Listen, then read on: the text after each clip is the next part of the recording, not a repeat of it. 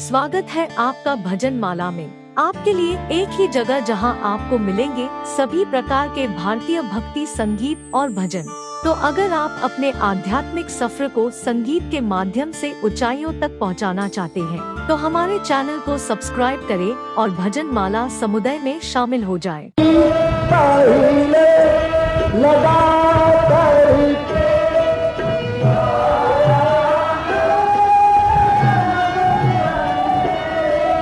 प्रीत हमसे लगा करके दिसाया नंद नंदन ने प्रीत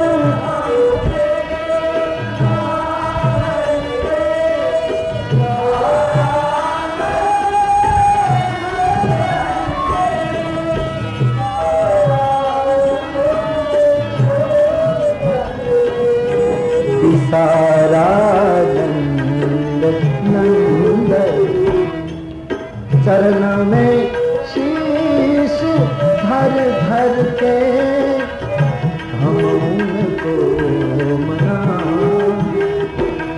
चरण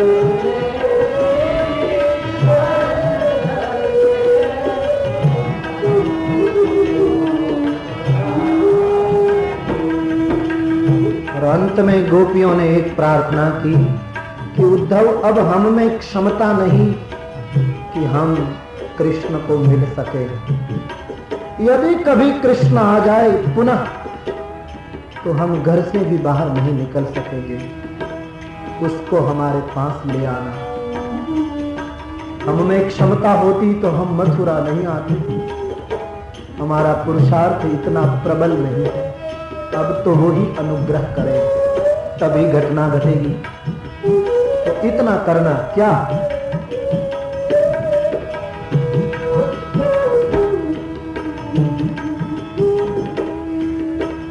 फिर कभी आए गोकुल में हमें दर्शन दिला देना।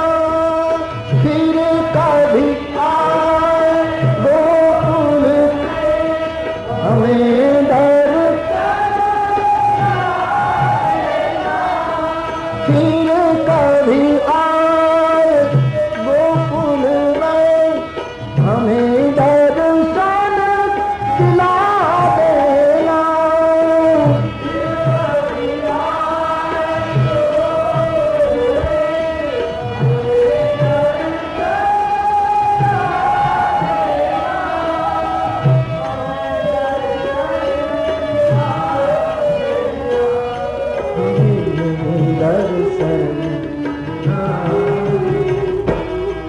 वो ब्रह्मानंद फिर उनको न दिल से भुलाए।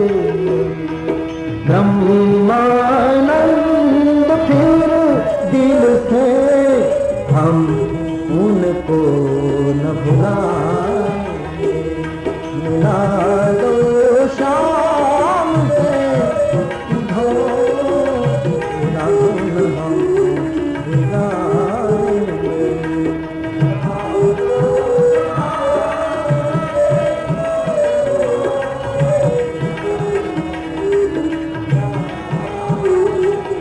तेरा गुण हम गाएंगे।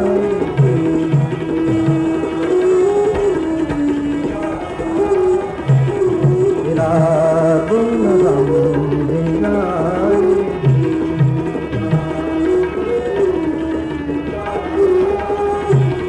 तेरा गुण हम गाएंगे।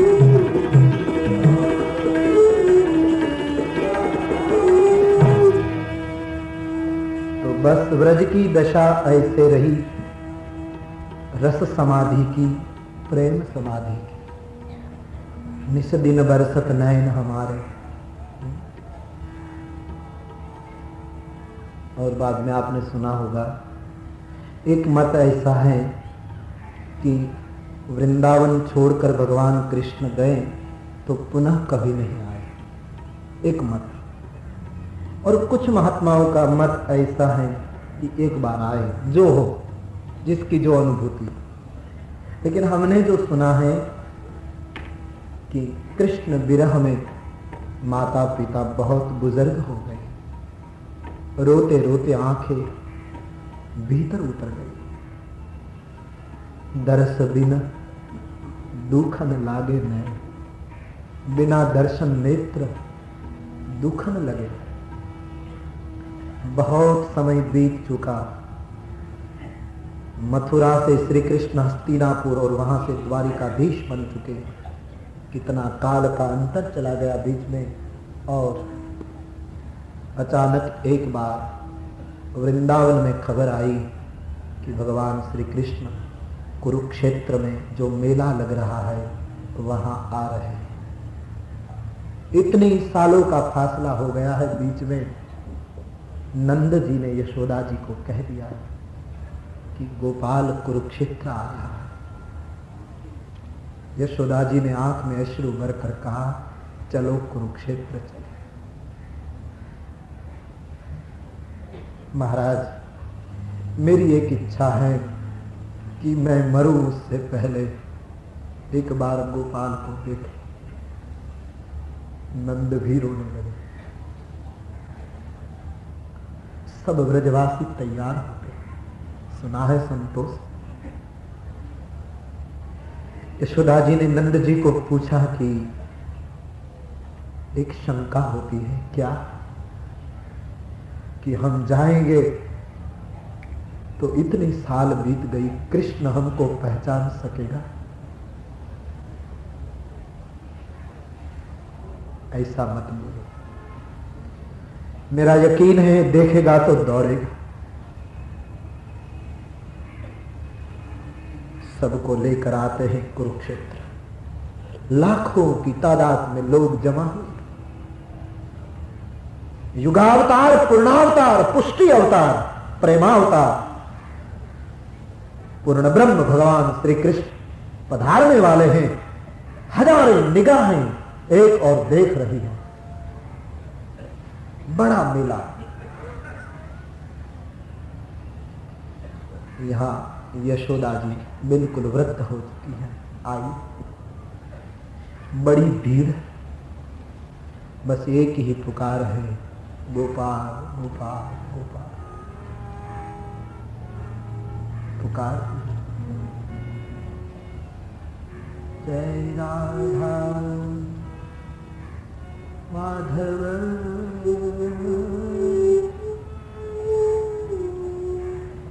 जय कुंज विहार।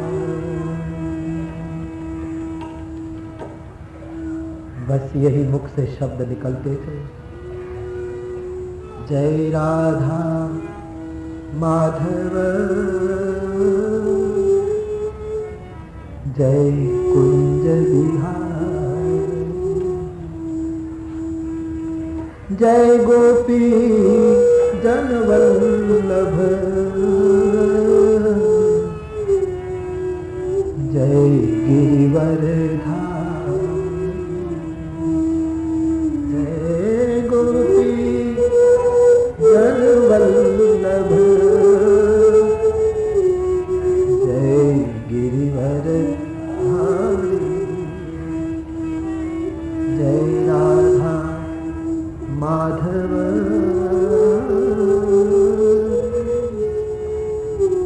जय कुंज विहार। रोते हुए व्रजवासी आते। मां बहुत रो रही थी। भीड़ में किसी ने किसी को कह दिया कि ये जो रोती हुई बूढ़ी महिला आ रही है वो कृष्ण की मां। कृष्ण की मां? वो जितने लोग जमा हुए थे सबके मुख गुम गए यशोदा के दर्शन के लिए। काफी भीड़ लग गई यशोदा की चारों ओर।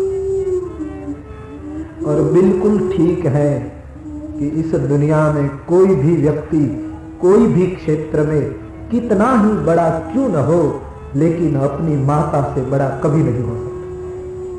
कोई भी क्षेत्र का जीव कितना ही बड़ा क्यों न हो जाए, लेकिन मां से बड़ा नहीं होता।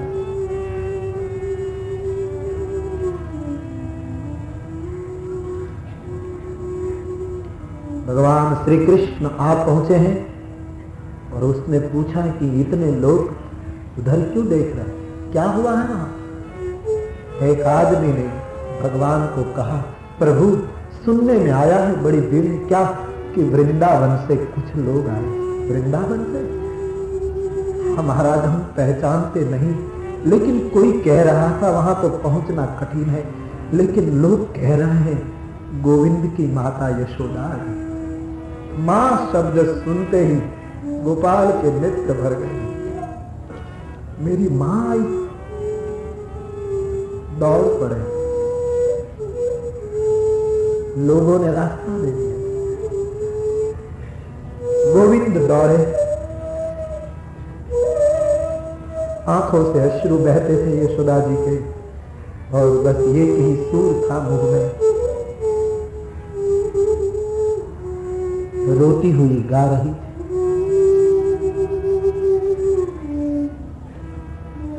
जय गोपी जन वल्लभ।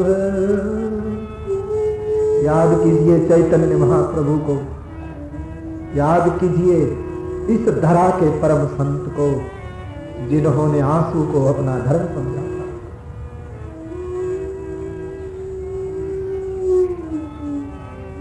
जय गोपी जन वल्लभ, जय गिरिवर धारी। जय गोपी जन वल्लभ, जय गिरिवर धारी। जय गोपी जन वल्लभ, जय गिरिवर धारी। जय गोपी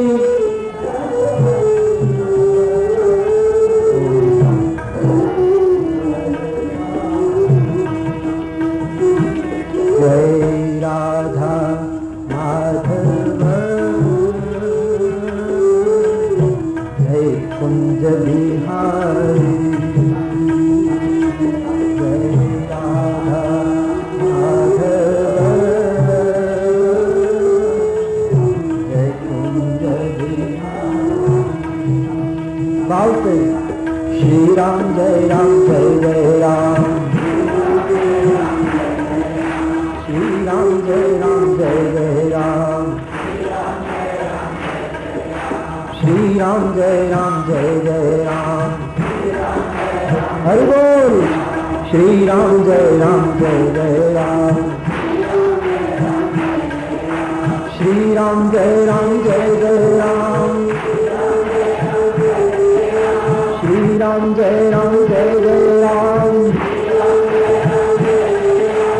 श्री राम जय जय राम, श्री राम जय जय राम, श्री राम जय जय राम, श्री राम जय जय राम, श्री राम जय जय राम, श्री राम जय जय राम,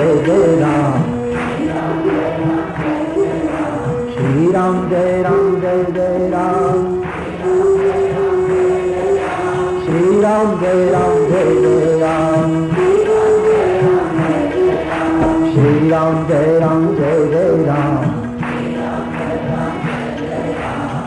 राम जय जय राम, श्री राम जय जय राम, श्री राम जय जय राम, श्री राम जय जय राम, श्री राम जय जय राम, श्री राम जय जय राम, श्री राम जय जय राम, श्री राम जय जय राम। और सुना है कि माँ से मुलाकात होती है।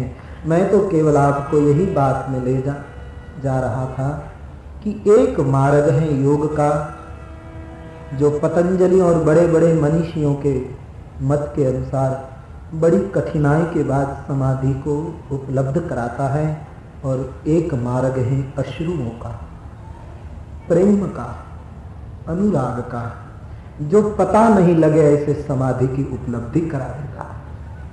उद्धव का समाधि का अनुभव योग का परिणाम रहा, और श्री राधे और वृंदावन वासियों के समाधि का जो अनुभव है वो प्रेम और अनुराग का परिणाम रहा। तो यहां भगवान शिव जी पार्वती के प्रेम की बात सुनते सुनते समाधिस्थ हो जाते, वरना वो योगियों के ईश्वर हैं, लेकिन प्रेम से समाधि सुलभ हुई। पार्वती अपने पिता के घर, यहां भगवान शिव जी सप्तऋषि की बात सुनकर समाधिस्थ। और सुना है, बाबा जी कहते हैं कि उस समय में संसार में तारकासुर नामक एक राक्षस पैदा हो गया। तारकासुर ने सभी दैवी समाज को बड़ा परेशान करना शुरू किया, सब देव उसके सामने असफल होने लगे। तारकासुर को तात्विक अर्थ में संतों ने कहा संशय, वहम, झूठी मान्यताएं, संसार का विश्वास जब मान हो जाए, संसार की श्रद्धा जब पिता के घर कुंवारी रहे, ऐसे समय में श्रद्धा और विश्वास की गैर मौजूदगी में समाज में झूठी मान्यताएं प्रबल बनती, झूठे ख्यालात, झूठी विचारधाराएं, संशयग्रस्त हो जाता है समाज। उसके लिए श्रद्धा और विश्वास का मिलन अति आवश्यक नहीं, अनिवार्य हो जाता है। तो सब देव त्रसित हो गए। अब क्या करें? तारकासुर बहुत परेशान करने लगा सबको। सब देवताओं ने पितामह ब्रह्मा के पास शिकायत की कि धनुज का निधन कैसे हो, इसकी मृत्यु कैसे हो। ब्रह्मा जी ने देवताओं को बताया कि एक ही तरीके से असुर का विनाश हो सकता है कि भगवान शिव जी की शादी हो और शंकर के घर बेटे का जन्म हो जाए, तो शंकर सुत ही उसको मार सकता है और नहीं मार सके। देवताओं ने कहा कि शिव जी तो समाधिस्थ है। बोले तुम कामदेव को भेजकर उसकी समाधि में विघ्न करो, तो मैं कैसे भी समझा बुझाकर शादी के लिए उसको राजी कर दूंगा, और हिमालय की बेटी के साथ उसका ब्याह होगा, और उसके गृहस्थ जीवन से पुत्र का जन्म होगा, कुमार संभव होगा, और वो तारकासुर को मारेगा, तब हम विश्राम पाएंगे। समाधि तुम तोड़ो। ब्रह्मा ने कहा तोड़ो तुम, जोड़ू मैं। और किसी की समाधि तोड़ना वो देवताओं का प्रयास है, उसकी प्रवृत्ति ही यही है कि किसी की समाधि तोड़े। सब देवता एकत्रित हो गए और कामदेव को बुलाया, कामदेव प्रकट हो गया। सब देवताओं ने विनती की कि आप अपने रसाले के साथ जाइए भूमंडल पर और शंकर जी की समाधि में विघ्न कर दें, और बाद में ब्रह्मा जी सब काम संपन्न करेंगे। कामदेव धरती पर उतर आए। अब कुछ चौपाइयों में गोस्वामी जी काम प्रभाव का वर्णन करते हैं। काम ने जैसे कदम रखा धरातल पर, और कदम रखते ही उसकी असर पूरी भूमि पर इतनी हुई कि सबके दिल में मदन अभिलाषा प्रकट हो, सब काममय होने लगे। न समय का ख्याल रहा, न संबंध का ख्याल रहा, न स्थान का किसी को भान रहा। सब लोग मर्यादा चुक कर भोग में रत हो गए। नदियां दौड़ती दौड़ती सागर संगम जनखने लगी, लताएं वृक्ष को आलिंगन देने लगी, शाखा के ऊपर शाखा घिसने अपने आप को संघर्ष करने लगी। पशु पंखी, जलचर, थलचर, नभचर सब जीव कामुक हो गए। बाबा जी लिखते हैं कि सामान्य इंसान की क्या गिनती करूं, बड़े बड़े योगी, बड़े बड़े त्यागी और बड़े बड़े तपस्वी लोग जहां देखते थे वहां परमात्मा ही परमात्मा नजर आता था इन लोगों को। ऐसे लोगों को भी काम इतना छू गया कि जहां देखते थे योगी लोग वहां उसको नारी ही नारी दिखाई दे रही। इतना काम प्रबल हो गया। बाबा जी शब्द देते हुए लिखते हैं, भय काम बस जोगी सीता पछुता मदन की को का भय भय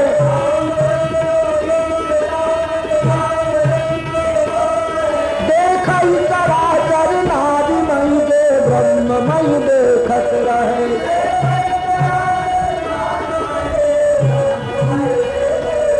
देखा चराचर नारी मई के ब्रह्ममय देखत रहे।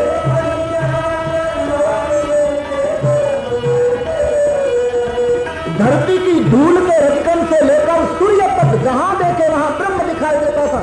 जिस योगियों को, ऐसे महापुरुषों को भी कामना इतनी बढ़ गई कि स्त्री ही स्त्री दिखाई देने लगी। बाबा जी लिखते हैं,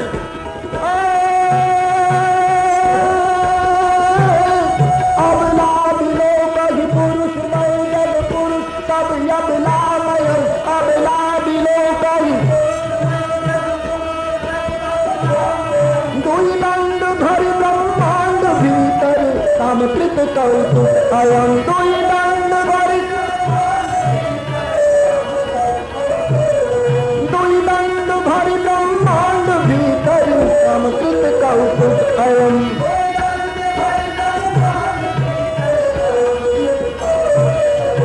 भय काम बस योगी तापस पामरन नीको कहे, भय काम बस योगी तापस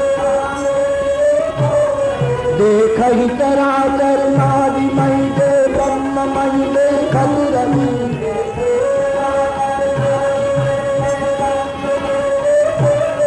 अबला बिलो कहीं पुरुष मई, जब पुरुष तब अबला मय।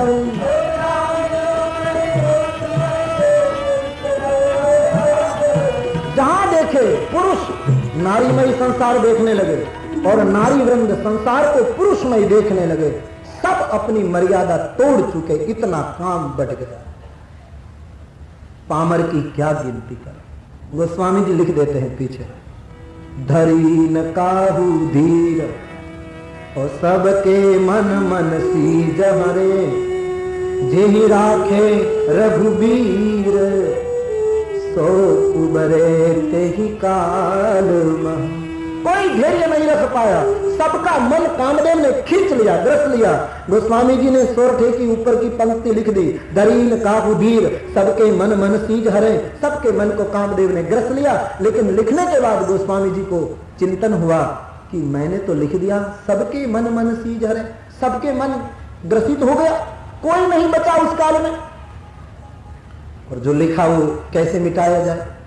तो कुछ संत लोग ऐसा मानते हैं कि इस सोरठे के नीचे की पंक्ति हनुमान जी ने लिखी। शायद किसी को ये हो कि प्रमाण क्या, श्रद्धा के विषय में प्रमाण नहीं होता, श्रद्धा ही प्रमाण। हमारे गुजराती में एक शेर है, सुनिए, श्रद्धा न हो विषय तो पुरावानी सी जरूर। यदि श्रद्धा का ही सवाल है तो पुरावा क्यों? प्रमाण नहीं चाहिए, प्रमाण की क्या जरूरत, जहां श्रद्धा ही है। श्रद्धा न हो विषय तो पुरानी सी जरूर, कारण कि कुरान मां तो क्या ही पैगंबर में सही नहीं, कुरान में तो कहीं साइन नहीं, फिर भी कुरान आज पाक बनकर सब उसको आदर देते हैं। यदि श्रद्धा का ही सवाल है तो क्यों प्रमाण मानते हैं? श्रद्धा न हो विषय तो पुरावानी सी जरूर, कुरान मां तो क्या ही पैगंबर में सही नहीं। आवीन बर मुराद, गुजराती में आवीन बर मुराद तो श्रद्धा उठी गई। मन की धारणा के अनुकूल नहीं हुआ तो श्रद्धा उठ गई। आवीन बर मुराद तो श्रद्धा उठी गई, पाया डगी गया तो इमारत पड़ी गई। श्रद्धा तो बुनियाद है, जिसकी श्रद्धा हिल जाती है उसके जीवन की इमारत गिर जाती है। आवीन बर मुराद तो श्रद्धा उठी गई, पाया डगी गया तो इमारत पड़ी गई। लेकिन अब सुनिए, मानव रड़ो तो माप सर आंसू वही गया, लेकिन पत्थर रड़ो तेरी गंगा ने सिंधु वही गई। जब हिमालय ने आक्रमण कर लिया तब गंगा आंसुओं के रूप में फूट पड़ी, जमुना फूट पड़ी। तो गोस्वामी जी ने लिखा कि किसी का मन काबू में नहीं रहा, सबका मन कामदेव के अधीन हो गया। तो बाद में सोचा कि कोई नहीं बचा होगा, तो हमने संतों से सुना है कि इस पंक्ति की नीचे वाली पंक्ति परम शक्ति ने लिखी, सुधार कर दिया कि सबके मन को कामदेव ने ग्रस लिया। बाबा जी आपकी बात ठीक है, लेकिन मैं सुधार कर देता हूं, जेहि राखे रघुवीर। उस काल में भी जितने को परमात्मा ने बचाया था इतने बच गए थे, बाकी सब ग्रस्त थे। और बिल्कुल बात सही है, जब भगवान बचाए तब ही बचा जाता है, बाकी सब डूब जाते। सबके मन को कामदेव ने बस, काम बड़ी ताकत है, बड़ी शक्ति। आपने कथा सुनी होगी, भगवान वेद व्यास जी शास्त्र पुराण लिखवा रहे थे, एक और गणेश जी बैठे थे, एक और उसके पटशिष्य जयमुनि जी बैठे थे, और समाधि से जो मंत्र निकलते थे वो दोनों लिखते जा रहे थे शास्त्र। एक दिन व्यास मुनि ने समाधि भाषा में बोलते बोलते कह दिया कि विद्वान व्यक्ति को चाहिए कि समय से ज्यादा, काम से ज्यादा अपनी बहन, अपनी बेटी और अपनी मां के साथ भी एकांत में ज्यादा न रहे। ऐसा व्यास जी बोले, क्योंकि इंद्रियां इतनी बलवान है कि विद्वान को भी कभी ग्रस लेती है। तो अपनी बेटी हो, मां हो और बहन हो, उसके साथ भी हद से ज्यादा, काम से ज्यादा, जरूरत से ज्यादा एकांत में न रहे। भविष्य का विचार करके व्यास मुनि ने समाधि से यह सूत्र बताया। चाहे हम उसको मां कहे, बेटी कहे, बहन कहे, पवित्र संबंध हो, तो भी काम से ज्यादा एकांत में मत रहना, क्योंकि इंद्रियां इतनी प्रबल हैं। तो गणेश जी ने तो लिख लिया, लेकिन जयमुनि ने विरोध कर दिया कि बाबा क्षमा करे, ये बात मैं नहीं लिखूंगा, ये तो विद्वानों का अपमान है। यदि विद्वान भी भूल कर दे तो वो विद्वान कैसा, वो पंडित कैसा? मां, बेटी और बहन के साथ एकांत में रहने से विद्वान भी भूल कर लेता है, ये बात ठीक नहीं, ये तो अपमान है मानव जात का। व्यास जी ने आंखें खोल दी और कहा, जयमुनि ये मेरी भाषा नहीं, ये प्रेरणा है, लिख लो। बोले नहीं महाराज, ये मैंने, विद्वान कभी भूल नहीं करता, ये गलत है। व्यास मुनि ने सोचा कि चलो लिखने का आज योग नहीं, कहा शास्त्र बंद कर दो, कुछ दिन के बाद लिखेंगे। इस घटना को 8 दिन बीत गए। एक दिन व्यास मुनि और आश्रमवासी सब सो रहे हैं आश्रम में, रात्रि का समय, और अचानक बारिश आने लगी। बहुत बारिश हुई, पूरा आश्रम पानी पानी हो गया। अषाढ़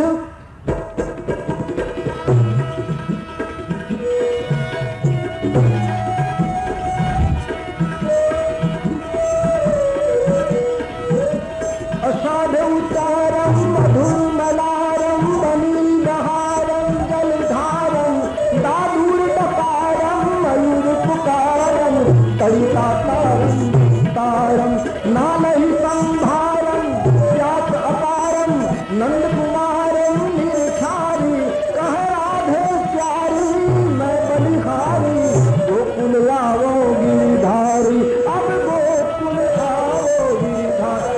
सावन आ गया, अषाढ़ आ गया। अषाढ़ उतारम मधुर मलारम बलिहारम जलधारम दादूर डकारम मयूर पुकारम तड़िता तारम तारम नालहि संभारम व्यास अपारम नंद कुमारम निर्खारी कह राधे प्यारी मैं बलिहारी गोकुल आवो गिरिधारी, गोकुल आवो गिरिधारी, बारिश होने लगी। आधी रात हुई। एक युवान महिला करीब 17-18 साल की, वो पूरी भीग चुकी है बारिश में, और आधी रात को आश्रम में आकर पुकारने लगी, मुझे बचाओ, मुझे आश्रय दो, मैं एक अबला हूँ, अकेली हूँ, रास्ता भूल चुकी हूँ, बहुत बारिश है, मैं कहाँ जाऊँ। जयमुनि जाग गए और कुटिया से बाहर आए हैं और पूछा कि कौन हो। बिजली की चकाचौंध में कभी कभी इस नारी का शरीर दिखाई देता था। एक तो खूबसूरत थी, युवान थी, बारिश की वजह से और ज्यादा खूबसूरत लगती थी। जयमुनि ने देखा, आप कौन हैं? बोले मैं एक युवान स्त्री हूँ, रास्ता भूल गई हूँ, बारिश है, मुझे डर लग रहा है, एक रात्रि विश्राम आश्रम में करवा दो। बोले ये तो ब्रह्मचारी का, यहाँ तो हम सब स्त्री के साथ यदि हमने बात की, ये हमारे गुरु को पता लग जाएगा तो हमको आश्रम से निकाल देंगे। बोले आश्रम में यदि कोई अबला को आश्रय न मिले तो ये आश्रम का क्या अर्थ है? तुम्हें अपने पर भरोसा नहीं? मुझे कुटिया में रात्रि विश्राम करने दो, सुबह चली जाऊंगी। जयमुनि ने सोचा कि ठीक है, एक कुटिया में उसको निवास दे दिया और कह दिया कि भीतर से बंद करना, और सुबह होते ही हमारे गुरु जागे इससे पूर्व यहाँ से निकल जाना, और कोई भी आए कुटिया खोलना मत। ठीक है। वो स्त्री भीतर चली गई, जयमुनि अपनी कुटिया में गए, लेकिन बिजली के प्रकाश में इस नारी का रूप देख लिया था। वो भीतर घूमने लगा, मोह हो गया। इतना बड़ा ऋषि, सोचने लगा कि नारी बहुत सुंदर है, बहुत सुंदर है। 1 घंटे के बाद जय मुनि से रहा नहीं गया, बनी हुई घटना बाहर आया और जिन्होंने सूचना दी थी कि कोई भी आए कुटिया को मत खोलना, वही कुटिया के द्वार पर जाकर खटखटाने लगे, द्वार खोलो। बोले कौन है? बोले खोलो। बोले जय मुनि ने मना की है, मैं खोलूंगी नहीं। बोले मैं जय मुनि खुद बोल रहा हूं, खोलिए। स्त्री द्वार खुलती नहीं है, जय मुनि से रहा नहीं गया, कुटिया को ऊपर से उखेड़ करके वो भीतर आए और एकदम वो चौंक गई कि ये आप क्या कर रहे हैं, आप तो शोभास्पद नहीं है, आप ऋषि जो ठहरे। बोले घबराना मत, मैं तेरी मर्यादा को तोड़ूंगा नहीं, लेकिन एक प्रश्न पूछना है, क्या तुम्हारी शादी हुई है? बोले नहीं। तो करना चाहती हो? बोले कोई योग्य पुरुष मिल जाएगा तो कर लूंगी। तो मैं यदि तुमसे शादी करना चाहूं तो? जय मुनि प्रस्ताव रख रहा, कहा आप जैसे तपस्वी व्यक्ति पति के रूप में मिल जाए तो मेरा परम सौभाग्य। तो जय मुनि ने कहा मेरी इच्छा है, अब मुझे गृहस्थ होना है, तुम्हारा रूप देखकर मैं बहुत आकर्षित हुआ। तो स्त्री ने कहा कि जरूर हम शादी कर लें, लेकिन मैं जिस कुल की लड़की हूं ना, हमारी ज्ञाति में ऐसा रिवाज है कि जब किसी से शादी हो तो दुल्हा 4 पैर से घोड़ा बने और कन्या उसकी पीठ पर बैठे और ऐसे दुल्हा 4 फेरे लगवा दे, उसके बाद शादी होती है। जय मुनि ने कहा कि ये रिवाज किसने निर्माण किया? बोले पहले से चला है। बोले ये घोड़ा बनना दुल्हे को और उसकी पीठ पर कन्या बैठ जाए, ये सबके बीच में करना कि एकांत में? बोले हम तो यहां करेंगे तो भी चले। जय मुनि ने कहा तो क्या हरकत, 4 क्या 108 करो, शादी ही करनी, आसक्त हो। जय मुनि 4 पैर घोड़े बन गए। देखिए काम का प्राबल्य। उसकी पीठ पर कन्या बैठी और जय मुनि ने 4 भांवरी लगा दी कुटिया में। रात्रि का समय, कन्या नीचे उतर गई और जय मुनि बहुत खुश हैं कि ऐसी सुंदर कन्या मैं पा रहा हूं। और एकदम कन्या को अपने बाहुपाश में लेने को जब गए, जल्दी करने गए, तो एकदम कुटिया में प्रकाश हो गया और प्रकाश के पुंज में से देखा तो कन्या की जगह सफेद दाढ़ी वाले भगवान वेद व्यास खड़े। व्यास जी को देखकर जय मुनि कांपने लगे। व्यास जी कुछ बोले नहीं, केवल इतना ही कहा जय मुनि वो श्लोक लिख दे। बोले हाँ अभी ही लिख दे बाबा, अभी से शुरुआत। जय मुनि तुम पंडित नहीं हो, तुम विद्वान नहीं हो, मेरे शास्त्र को लिखने के लिए गणपति के साथ मैंने तुम्हारा चुनाव किया, क्या तुम कम विद्वान हो? लेकिन आज तुम भी मार्ग चुक गए। मैंने तो कलयुग के जीवों के लिए, मर्यादा के लिए कहा है कि बलवान इंद्रियां इतनी बलवान है, कामना इतनी प्रबल होती है। रामचरितमानस में इंद्रजीत के सामने जो भी युद्ध करने जाता है सबको इंद्रजीत बांध देता है। काम का स्वभाव है बंधन में डाल दिया।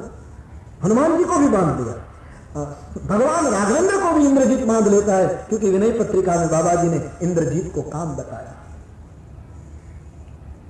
तो धरी का बुधीर सबके मन मन सीध हरे, जेहि राखे रघुबीर सौ उबरे। जिसको परमात्मा ने बचाया, इतने लोग उस वक्त बच गए, बाकी सब काम में डूब गए। यहाँ कामदेव स्वयं चलकर आया भगवान शिव जी के सामने। समाधिस्थ शांभवी रूप देखते ही कामदेव को डर लगा कि शिव जी की समाधि में विघ्न करने में मेरी मौत निश्चित। 2 पैर वापस हट गया और जैसे कामदेव 2 पैर वापस लौटा, संसार जैसा था वैसा बन गया।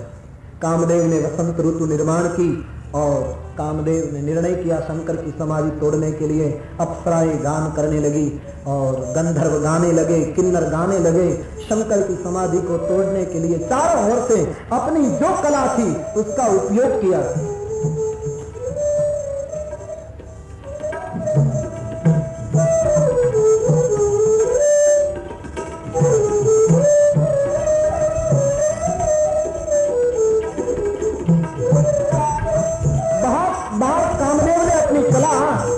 प्रभाव डालने की चाह की, लेकिन असफल रहा।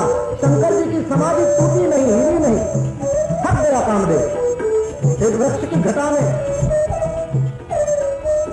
छिपकर पुष्प के धनुष्बाण लेकर भगवान शंकर जी को लक्ष्य में लेकर तान कर सीने के ऊपर तीर छोड़ना चाहा। बाबा जी लिखते हैं जैसे तीर छूटा और भगवान शंकर जी को लगा, समाधि में विघ्न हो गया। शंकर भगवान ने आंख खोली, कौन है ये? और देखते देखते कामदेव को जब देखा, देखते ही ताब शिवती तर भय उधारा, ताब शिवती तर भय, ताब शिवती तर भय उधारा।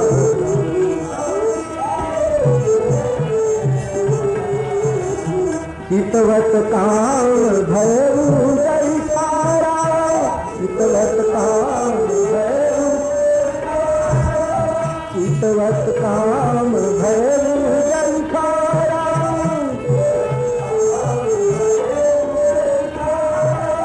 तब शिवती तर गए बुझारा।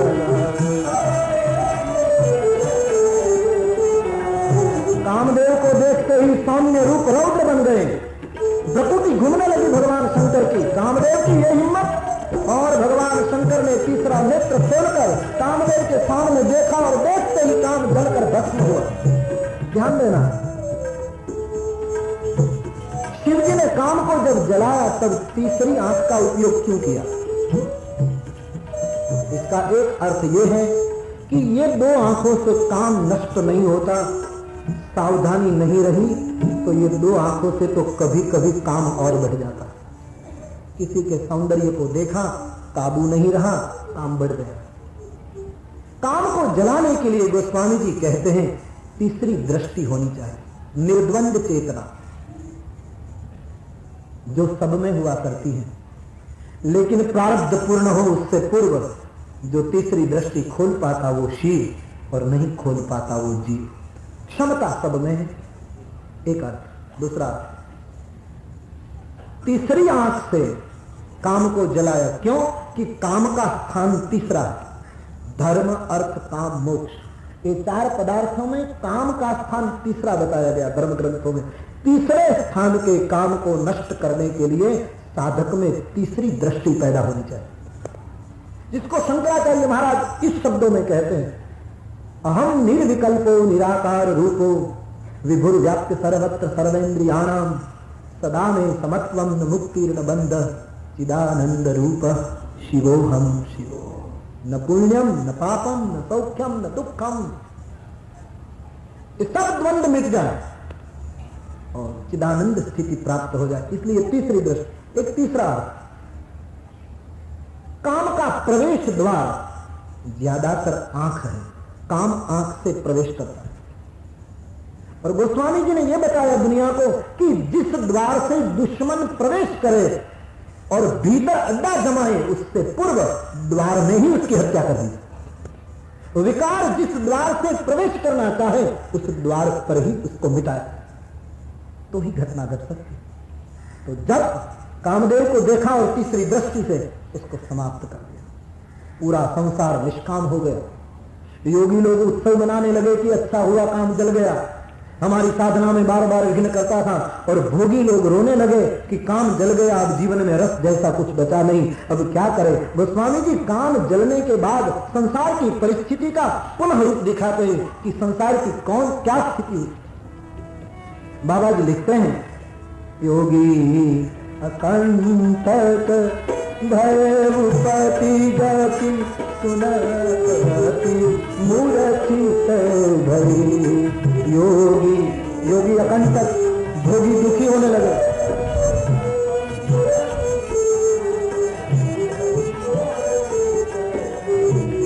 रोदती बदती बहुभाति रति शंकर पह गई। रोदती बदती बहुभाति करुणा करती शंकर पह गई। योगी कंटक भैरव पति गति सुनत रति मूर्छित भई।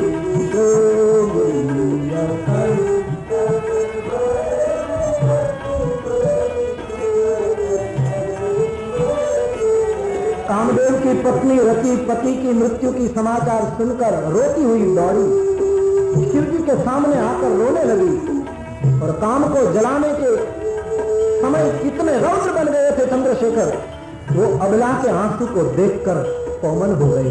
बाबा जी लिखते हैं,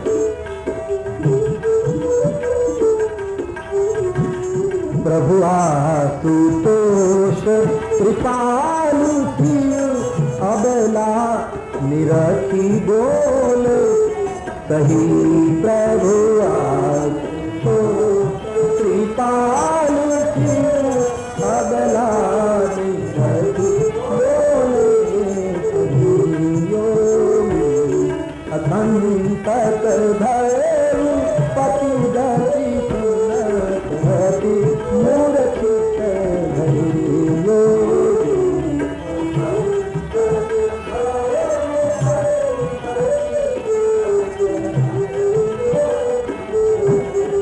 रति को देखते ही क्रोध निकल गया और करुणा की मूर्ति भगवान शिव जी आशीर्वाद देने लगे। तुम्हारे पति को मैंने जला दिया, लेकिन रति सुन, अब तेरा पति बिना शरीर सबके मन में निवास करेगा और सबको पकड़ लेगा। और तुम्हारा पति देह से तुम्हें कब मिलेगा सुन लो, द्वापर युग में जब कृष्णा अवतार होगा, तब कृष्ण के पुत्र के रूप में तुम्हें तेरा पति पुनः मिलेगा। आशीर्वाद दे दिया। क्रोध भी किया, करुणा भी की। जीवन में क्रोध जरूरी है, ध्यान से सुनना, लेकिन क्रोध पर हमारा काबू हो तो क्रोध भी सहायक है।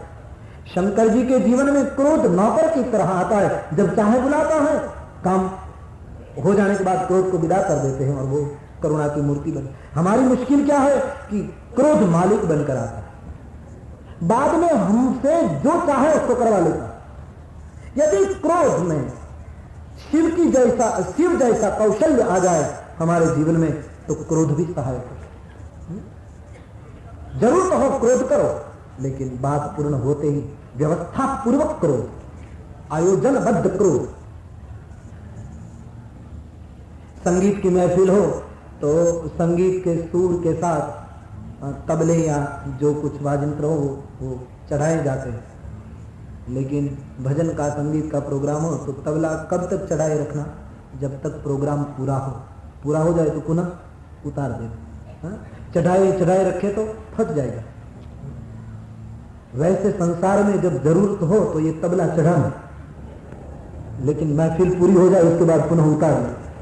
लेकिन मुश्किल यह है कि समाज में कई तबले ऐसे हैं कि 24 घंटों चढ़े हुए हैं, और ऐसे चढ़े हुए तबले में कई संसारियों के जीवन संगीत को बेसुरा बना दिया, कंगाल बना दिया। गंभीरता से सुन लो, काम, क्रोध और लोभ ये तीनों का काल है। जिसको काल बदलना आ जाए वो सही साधक। भाषा का पेपर हो परीक्षा में, तो आप सब जानते होंगे जो परीक्षा में बैठे, भाषा का पेपर हम लिखें परीक्षा में, तो उसमें एक प्रश्न यहाँ की मुझे पता नहीं, लेकिन ऐसा पूछा जाता हमारे गुजरात, काल बदलो, काल बदलिए। भविष्य काल का वाक्य हो और काउंस में लिखा हो वर्तमान काल में परिवर्तित कर दे, और होशियार छात्र होता है तो भूतकाल का या भविष्य काल का वाक्य उसको जैसी सूचना हो उस काल में परिवर्तित कर देता है। तो ये तीन जो दुर्गुण है उसका काल है। क्रोध का काल भूतकाल है। क्रोध सदैव भूतकाल पर ही हुआ करता है। घर में कुछ चीज घट गई और क्रोध आया, जो घटना था घट गई। कोई चीज टूट गई, टूटना था टूट गई, बाद में क्रोध आता। क्रोध का काल है भूतकाल, काम का काल है वर्तमान। जब किसी चीज पर कामना प्रकट होती है तब हम चाहते हैं ये अभी ही हमको मिले, वर्तमान में ही मिले, बाद में नहीं। और लोभ का काल है भविष्य का। लोभ भविष्य का आयोजन करता है कि इतना संग्रह कर लूं तो 5 साल के बाद कोई सवाल नहीं, इतना एकत्रित कर लूं तो मेरे बेटे पोते पोतियाओं को कोई तकलीफ नहीं। ये तीनों दुर्गुण के 3 काल हैं, क्रोध का भूतकाल, काम का वर्तमान और लोभ का भविष्य काल। जो लोग ये तीनों दुर्गुण के काल को बदल देते हैं वो संसार में रहते ही साधु बन जाते हैं। क्रोध का जो भूतकाल है उसको भविष्य काल में परिवर्तित कर देते, भविष्य के लिए क्रोध करें।